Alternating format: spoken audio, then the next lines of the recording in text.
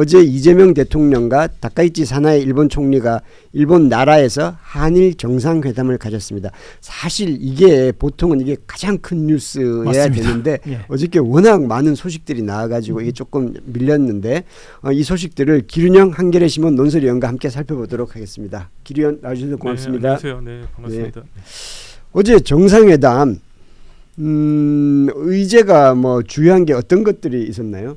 네, 의제는 그 보통 이런 걸 하면은 뭐 공동 문서 같은 게 이제 나오는데 그렇죠. 이제 그렇게는 안 하고 이제 공동 그 기자 발표를 했습니다. 기자 회견이 아닌 거는 질문을 안 받아서 그는 발표문을 보면은 한국이 얘기한 거랑 일본이 그러니까 다카이치 총리가 얘기한 게 각각 다릅니다. 근데 뭐 같은 내용인데 서로 강조점이 다른 거죠. 그래서 우리 이재명 대통령이 무슨 얘기를 하셨냐면은 쭉 앞에 이제 인사말 한 다음에 국제 정세와 통상 질서가 유례 없이 요동치고 있다. 이제 이런 얘기를 하면서 이런 그 변화에 맞서서 이제 한일이 협력해야 된다고 얘기하면서 제일 먼저 얘기하신 게 경제 안보, 뭐 과학 기술 그리고 뭐 국제 규모 같은 게 트럼프 정부 흔들리니까 이런 거를 만드는데 한일이 협력하고 또 경제 분야에서 인공지능, 뭐 지식재산권 이런 거 뭐 개발하는데 그리고 이제 강화해 나가는데 협력하자 뭐 이런 얘기 하시고요. 그리고 사회 문제 같은 거 뭐 고령화 뭐 이런 거에 대해서 협력해야 된다 이런 얘기 쭉 하시고 네 번째 한미일 협력 그리고 뭐 이 중요하고 나아가서 지금 일본이랑 중국이랑 싸우고 있잖아요. 그러니까 한중일이 최대한 공통점을 찾아야 된다. 이런 얘기 쭉 하면서 마지막에 이제 이따 얘기할 그 우베시에 있는 그 조세이 탄광의 6월 그 DNA 감정한다는 얘기를 하셨고요. 이제 우리는 주로 경제나 경제 안보 이거를 강조한 거죠. 근데 다카이치 총리는 무슨 얘기를 하시냐면은 모두의 인사말 끝난 다음에 양국을 둘러싼 전략 환경이 엄혹해지는 가운데 이란 관계와 일미한 연대의 중요성이 커지고 있다.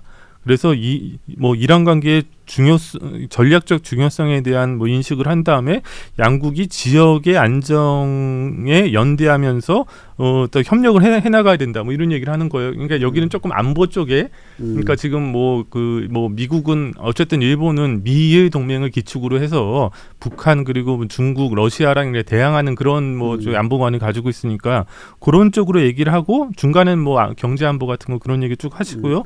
제일 마지막에 또 우베 뭐 이런 얘기를 했어요. 그러니까 한국은 주로 이제 경제와 경제 안보의 협력을 중시하고 좀 그러니까 일본은 뭐 그것도 있지만 좀 안보 쪽의 협력에 좀 무게를 둔 게 아니냐 이렇게 볼 수 있습니다. 약간의 온도차가 느껴지네요. 그리고 보통 이제 한일 정상회담 하면 늘 이제 거론되고 논의가 되는 게 이제 그 과거사 문제잖아요. 네네. 오늘 아침 조간신문을 보면 한일 정상회담 중에서 이 조세이 탄광 문제 이거를 거의 그 가장 큰 뉴스로 다룬 곳이 대부분이더라고요. 네, 그렇죠. 예, 근데 이게 그 한일 간의 주요 이제 과거사 현안은 위안부 문제랑 그 강제동원 노동 그 피해자 배상 문제인데 사실 그거에 비하면은 이제 조세이 탄광 문제는 조금 약간 난이도가 낮다고 할 수 있는데 저는 이게 여 근처에 2015년에 취재를 해가지고 한바닥 걸쳐가지고 기사도 뭐 쓰고 그랬는데 이게 1942년도 2월달에 난 사고입니다. 그 약간 거기가 해저 탄광이거든요. 그래가지고 근데 물이 새가지고 그 안에 이제 180명 정도가 돌아가셨는데 그 중에서 한 130명 정도가 우리 그 강제동원 피해자라고 했은 조선인이었고 일본 사람도 있습니다. 나머지는. 그러니까 여기가 요 사고가 있었다는 거를 이제 지역 사람들이 다 알고 있고. 그래가지고 근데 그 피해자들이 다 사라졌잖아요. 다 뭐 돌아가시고 이제 그랬으니까. 예. 그런 게 주민들 사이에서 이제 구전으로만 그런 사건이 있었다라고 돼 있었는데 1970년대 들어가지고 그러니까 모든 뭐 다 그렇고 지역에 향토사 하시는 분들이 그 사건이 있었는데 그 실체가 뭐였는지 그거를 조사를 합니다. 그래가지고 논문을 써요. 그때 이제 야마구치 다케노부라는 분이 논문을 쓰고 이거를 계기로 시민 단체들이 만들어지고 시민 단체들이 그 옛날에 그 이제 그 여기 그 탄광이 있었으니까 주소록이 있습니다. 그러면은 그 주소에 맞춰가지고 한국한테 밑도 끝도 없이 편지를 보내보는 거예요. 니네 아버지 돌아가시지 않았냐? 그러면은 회신이 옵니다. 또 이게. 그래가지고 이제 유족들의 어떤 교류가 또 90년대에 시작이 되거든요. 그런 긴 역사가 있고 그래가지고 여기다가 이제 교류가 있으니까 추도비도 만들자. 그리고 이분들 이제 시민단체들 염원이 그 유골이 있을 텐데 그거를 좀 이렇게 후손들한테 그 유족들은 돌려주고 싶다. 이런 운동이 쭉 있었습니다. 그래서 그거를 근데 그 돈이 드는 거잖아요. 그래서 이제 힘든 거는데 시민 일본 사람들 모금을 해가지고 이제 그 갱구를 열고 뭐 잠수부를 사가지고 잠수부를 내려보내고 또 우리 잠수부가 뭐 자원봉사로 가서 뭐 굉장히 위험한 일인데 그래가지고 이제 그 6.25를 작년에 그 내구 정도를 이제 그거를 이제 가지고 올라온 거예요. 그러면 이 DNA 감정을 하면 되잖아요. 그리고 이제 우리 유족들도 있으니까 유족들 DNA 감정도 하면 됩니다. 그러면 이제 혹시 이제 예치가 되면은 그 돌려주면 얼마나 좋겠어요. 이건 인권 문제잖아요. 근데 요거에 대해서 그동안에 일본 정부가 좀 굉장히 미온적인 반응을 보였고 우리 이시바 총리 좋아하는데 이분이 이제 그 정치 기반이 약하다 보니까 굉장히 좀 무슨 얘기인지 알겠는데 잠깐 있어봐 좀 이런 태도를 보이고 있었다가 요번에 다카이치 총리가 뭐 약간 뭐 해보자. 예. 근데 어느 규모에서 할지 이거 4개만 할지 더 조사해서 더 파내가지고 더 본격적으로 할지는 모르고 어쨌든 간에 실무 협의를 해보자라고 이제 얘기를 한 겁니다. 근데 그 굉장히 좋은 건데 굉장히 작은 성과지만 성과다.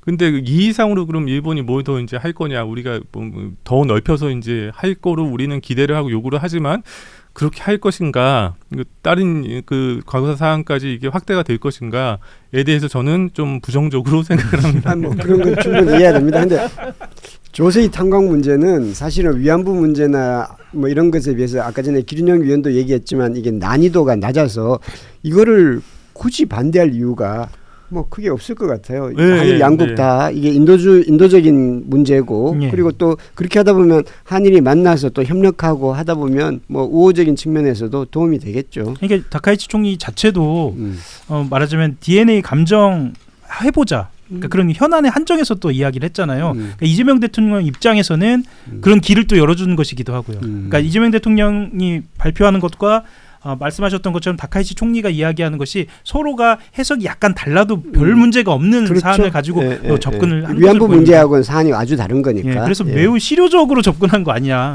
이런 생각도 좀 듭니다. 그러니까 이재명 외교의 특징인 것 같아요. 그러니까 답을 쉽게 낼 수 있는 주제에 한정해서 이제 그 같이 한일이 협력하도록 한 거죠. 예. 근데 그 얼마나 좀 약간 깨알로 얼마나 재미냐면요. 우리 이재명 그 대통령 거기에 대해서 그 DNA 감정을 추진하기로 하고 구체 사항에 대해서는 양국이 실무 간 협의를 하기로 했습니다라고 얘기를 하는데 다카이치 총리는 뭐라고 얘기했는지 아세요? 저는 이거는 되게 재밌는데 뭐라고 얘기하냐면은 그 DNA 감정을 위한 협력을 향해 이란 간 조정이 진전되고 있음을 환영한다. 이건 자기 판단이 아닌 거예요. 아 이렇게 되고 남북간에 이렇게 되고 있으니까 반대하지 않는다라는 거니까 굉장히 뭐랄까 일본식의 어떤 표현인데 뭐 그러니까 자기가 이제 뭐 그러면은 다카이치 너무 뭐 여태까지 구구적인 역사관을 가지고 일본 보수의 지지를 받고 있는 사람인데 한국한테 또 그걸로 빌미가 돼가지고 다른 문제까지 오는 거 아니냐라고 이제 할 수가 있어. 그러니까 그런 비판을 받을 수 있는 거죠. 나는 그냥 이런 게 있는데 환영한다. 일본 사람 특유의 아주 세심한 그런 부분이네. 세밀한. 네. 근데 보면은 이재명 대통령이 중국 갈 때도 양안 문제를 거론해서 시진핑을 띄워주잖아요. 그리고 이제 서해 구조물 같은 아주 구체적인 문제를 가지고 접근을 해서 나중에 이제 그걸 협력을 키우려고 해요. 이른바 이제 기능주의적 접근을 하고 있는 거죠. 일본도 똑같은 거죠. 나라 연애 가잖아요. 그리고 이 다카이치에 대해서 우호적인 모습을 보여주고 중국 관계를 이야기하면서 다카이치가 지금 의회 해산하려고 하지 않습니까? 정치적 이익이 될 만한 메시지를 줍니다. 그리고 말씀하신 것처럼 조세희 탄광처럼 해결 가능성이 높은 주제를부터 낮은 단계에서부터 시작하는 거죠. 그래서 요 기능이 성공하면 이 기능은 또 확대되고 하는 그런 하나의 기본 패턴을 정하신 것 같다라는 생각이 들어요. 근데 어저께 회담 중에서 이제 조금 난이도가 조금 있었는데 깊게 들어가지 않았던 게 그 일본 수산물 수입 관련 부분인 것 같더라고요. CPTPP.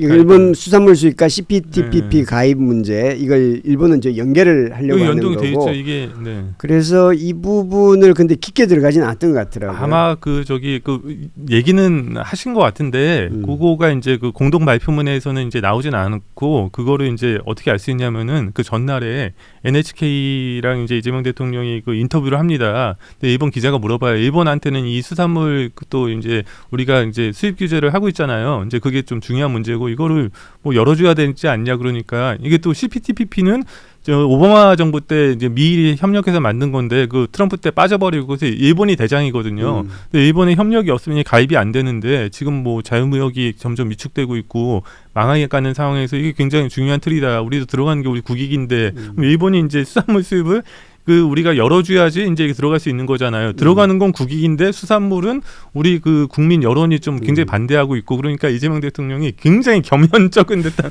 표정을 지으면서 그거는 그 단기적으로는 쉽지 않은 문제인데 어쨌든 들어가기 위해서 이게 중요한 의제가 될 것 같긴 하다라고 얘기를 한 거예요.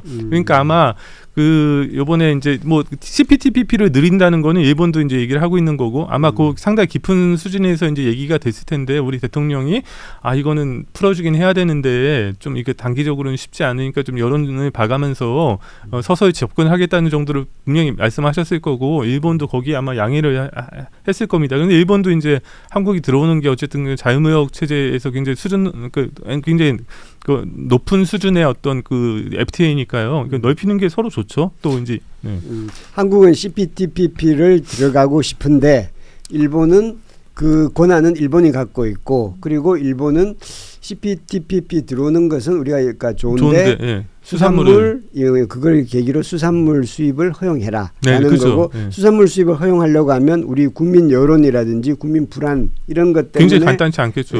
우리 국내적으로 굉장히 어려움이 있는 거죠. 후쿠시마 뭐 그런 부분들이 있잖아요. 그리고 또 이제 그 후쿠시마 때문에 2013년 사고 이후에 후쿠시마 주변 8개 현의 수산물을 지금 전면 수입을 금지하고 있는 거였는데 거기다가 이제 더 이제 2022년인가요? 그때 얘네들이 그 오염수 방출을 했잖아요. 그러면서 이제 특히 이제 그때 굉장히 윤석열 정부 때인데 또 더불어민주당에서도 굉장히 이거를 강도 높게 비판을 했고 이제 그랬다가 다시 이제 국익 문제 때문에 이 문제가 걸리니까 이제 아마 그 이재명 대통령 입장에서도 그렇고 그 당 입장에서도 그렇고 자기네 입장을 좀 바꿔야 되는 상황이잖아요. 그러니까 급변침을 하면은 이게 배가 이제 꼬꾸라지니까 서서히 이제 변침을 해가면서 이제 설명을 해야 되는데 그럼에도 불구하고 약간 좀 역풍은 있겠죠. 이게 일본 수산물 수입을 금지하고 있는 나라가 우리나라하고 중국입니까? 그런데 이제 중국은 한번 열어줬다가 이제 관계가 또 나빠지면서 이렇게 딱 했고요. 대만 같은 경우는 지금 중국이랑 중요하니까 다 열어줬습니다. 근데 이 얘기까지 하면 제가 좀 오버할 수 있는데 저는 이제 일본 특파원도 했고 그런데 이제 그 일본 사람들이 어떤 그런 구체적인 데이터 가지고 이렇게 속이진 않아요. 그렇기 때문에 이게 아마 그게 뭐 자국 국민들이 가장 영향을 받는 건 일본 국민들 아니겠습니까? 그래서 그런 부분에 대해서는 뭐 심정적으로 우리가 그 굉장히 거부감은 있으나 이제 이게 과학을 좀 약간 이기긴 힘들다라는 생각이 저는 갖고 있고 그래서 2022년 때 제가 그때 국제부장을 또 했었는데요. 저는 그거가 여기에 대해서 이 그 뭐 위험도 자체에 대해서 얘기하기보다는 아니 왜 다른 수단도 있는데 그러니까 물탱크를 더 늘린다거나 그러면 되지 왜 굳이 이웃 국가들한테 신경 쓰이게 왜 이렇게 하느냐 그리고 정말 장기적인 영향은 아무도 모르는 거거든요. 그럼 그런 얘기를 많이 했죠. 예, 알겠습니다. 어쨌든 이것은 앞으로 이제 향후 한일 관계에서 보이지 않는 큰 난제가 될 수 있을 것 같다는 생각이 들긴 합니다. 근데 어쨌든 한일 정상회담 어제 분위기는 좋았던 것 같아요. 이제 도쿄가 아니라 이게 나라가 다카이치의 이제 지역구죠. 고향이기도 하고 나라에서 정상회담을 하고 그리고 또 같이 드럼도 치고 그전에도 한일 정상회담이 있긴 했습니다만은 굉장히 분위기는 아주 좋았던 것 같아요. 뭐 분위기 좋았던 건데 이제 제가 일본 신문을 보니까 이제 그게 다 서로 필요해서 어떤 실리에 의한 협력이다라고 얘기를 하면서 이제 일본이 왜 이렇게 급진하게 대접을 했냐 뭐 앞에까지 호텔까지 마중도 나오시고 막 그러시더라고요. 드럼도 치고 그러니까. 드럼도 보니까 이제 이재명 대통령이 미리 좀 연습을 좀 하고 간 것 같아요. 그리고 제가 이제 다카이치 총리가 이분이 메탈을 좋아한대요. 저는 그 잘 모르는데 드럼 배치가 완전 헤비메탈 치는 사람의 드럼 배치랍니다. 아무튼 뭐 그런데 그 세대 사람이네요. 그 세대 사람인데 실제로 드럼으로 했고요. 그러니까 다카이치 총리가 60대 초반 초중반이죠. 초반이죠. 그러니까 이제 70년대에 이제 메탈 듣던 그 세대죠. 그래서 어쨌든 간에 일본에서도 한국이랑 지금 잘 지내야 된다는 거에서는 아무도 이제 거기 이제 문제 제기를 하지 않고 그래서 제가 요미우리 신문이 일본의 보수를 대표하는 신문인데 거기 사설이 있습니다. 사설의 제목이 오늘 뭐냐면은 빈번한 왕래를 통해서 협력을 계속해서 쌓아 나가야 된다. 그런데 왜 그러냐? 지금 중국이 그 한국한테 어제 그 저기 우리 대통령이 가가지고 시진핑 총리랑 얘기하니까 시진핑 주석이랑 얘기하니까 시 주석이 중한 양국이 뭐 다대한 손해를 뭐 받아가면서 일본 군국주의랑 싸웠다 뭐 이런 얘기하셨잖아요.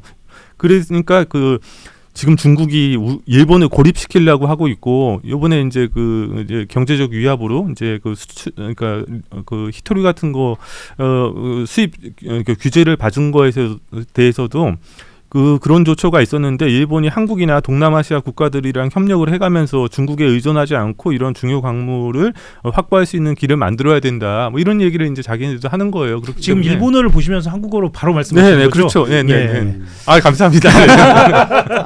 김정일은 어떻게 보고? 그래서 저는 가만 보니까요.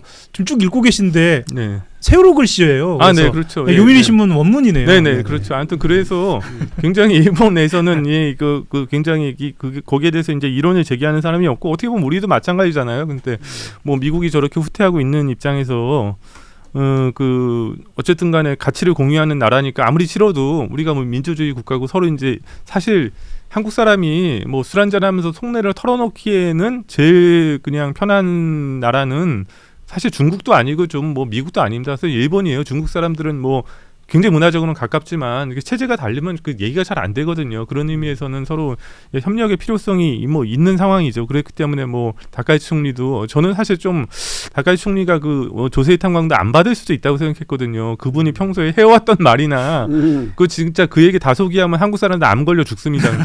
그런 정도는 사람인데 이분이 그렇게 했다는 거는 또 그것도 뭐 글쎄요, 그거를 또 평가해 주는 게 좀 약간 그렇지만 평가할 수 있는 거죠.